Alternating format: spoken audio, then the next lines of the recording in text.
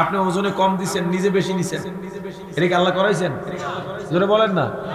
আপনি বিড়ি ধরে টানতেছেন, এই বিড়ি কি আল্লাহ ধরাইছে আপনার হাতে?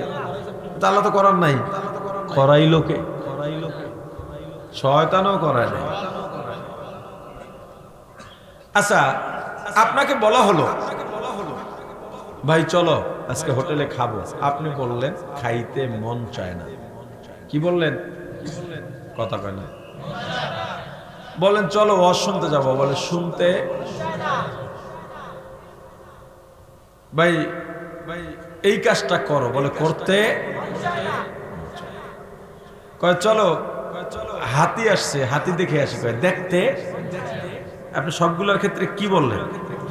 মন চায় না। বলা দরকার ছিল কি? দেখতে চোখ চায় না, শুনতে কান চায় না, খাইতে জিহ্বা চায় না, মুখ চায় না, বলতে জিহ্বা চায় না, ধরতে হাত চায় না, হাঁটতে পা চায় না। কিন্তু আপনি সব ক্ষেত্রে বললেন কি? মন চায় না। বোঝা গেল মন চাইলে ধরি, মন চাইলে দেখি, মন চাইলে খাই, মন চাইলে বলি, মন চাইলে শুনি। মন কি? কল। মন কি? কল। কল কি? এই আপনি আর আমি। এই যে স্ট্রাকচার আপনার আমার, এইটা আপনিও না আমি, এটা কিছুই না, এটা একটা বাক্স। এই যে কথা বলি, আপনাকে আমাকে সংরক্ষণ করার, আড়াল করে রাখার একটা বাক্স। আমাদের এই বডি স্ট্রাকচারটা কি? একটা বাক্স। কিন্তু আপনি আমি কই? বাক্সের ভিত্তে। আপনি আমি যখন থাকবো না, বাক্সের 4 পয়সার দাম কেউ দেবে না, 1 পয়সার দামও দেবে না। আমার চাচি মারা গেছে গত মাসে, আপন চাচি। খাটের উপরে লাশ রাখছে, এখন খাটটা যে ঢাকবে, এজন্য আমার চাচতো ভাই, ওদের বউ, চাচতো বোনেরা আমার চাচির হাতে কেনা নতুন বিছানার চাদর দিতে রাজি হয় নাই, পুরান একটা চাদর দিয়ে খাট ঢাকছে। বাক্সের কি নাই? দাম নাই। দাম নাই বলে বাজারের সবচেয়ে কম দামি কাপড় কিনে আমাদেরকে মাটিতে রাইখা দেয়, একটা বালিশও দেয় না। তাহলে যতই এই বাক্সটাকে সাজান, লাভ আছে? লাভ আছে? সাজাইতে হবে কোনটাকে? আপনাকে আমাকে সাজাইতে হবে। সে আপনি আমি কি? হল।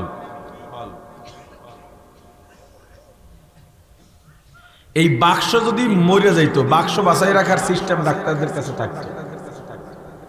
বাক্স মরে না, মরে যেটা সেটা কল, মানে স্থানান্তর হয়।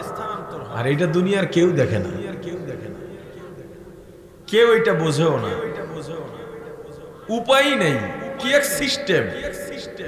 এত বেশি বাহাদুরি দেখাও, এই জায়গায় কেউ বুঝতে পারল না আজরাইল কখন আসবে। যদি কেউ একটু বলতে পারতা।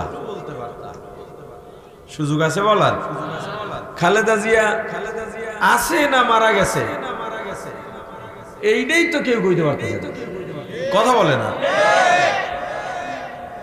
হায়, এই যে বিএনপি এত বড় দল, এত দাপট তাদের, অঘোষিত সরকার এখন বিএনপি। সব জায়গার রাস্তাঘাট দখলবাজি, চান্দাবাজি যা সব এখন তারাই করে। পারলে তোমার নেত্রীর জীবনটা তাজা করে দাও,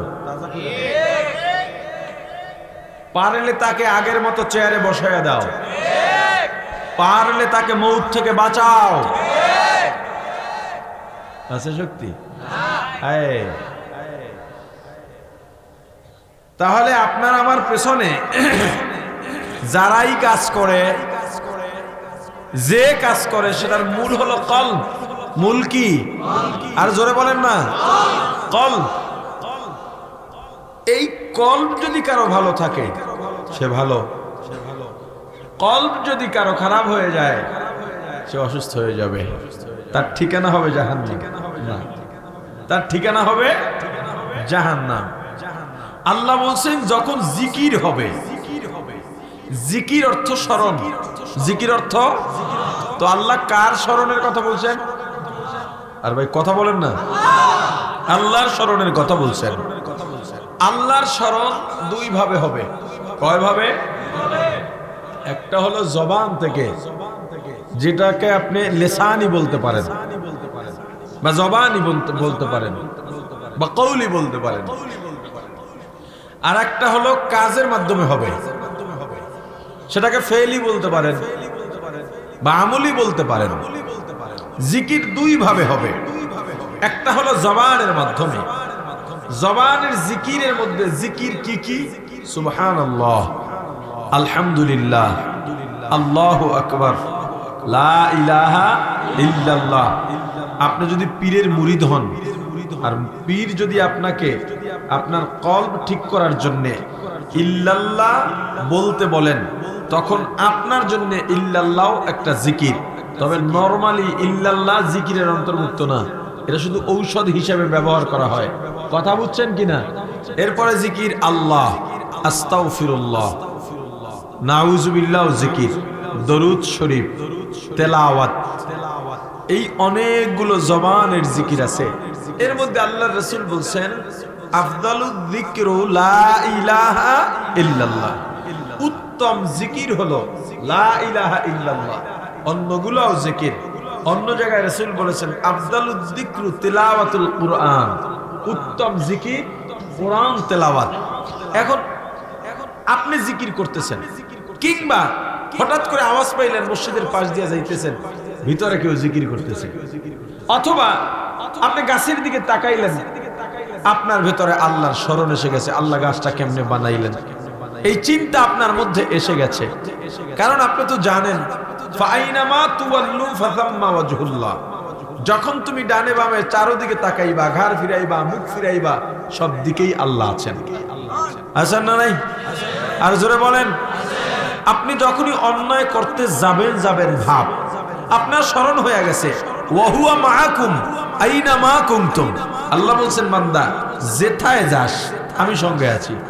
একজন হলে আমাকে নিয়ে দুইজন মনে করবি, খবরদার আল্লাহ আছেন না নাই? আরো জোরে বলেন। এই চিন্তায় যখন আল্লাহর ভয় ভেতরে ঢুকবে, কিংবা আল্লাহর গোসার ভয়, কিংবা আল্লাহর মোহাব্বত ভেতরে ঢুকবে, কলবে একটা দোল খাওয়া শুরু হবে, একটা কম্পন শুরু হবে। এটা হতে পারে আল্লাহর আযাব ও গজবের ভয়ের কারণে, অথবা আল্লাহর প্রতি মোহাব্বত ভালোবাসার কারণে। আল্লাহর জিকির যখনই হবে, মুমিনের কলব আর স্থির থাকতে পারবে না। হায় কারি ইমদাদুল্লাহ মুহাজিরে মক্কি রাহমাতুল্লাহ আলাইহি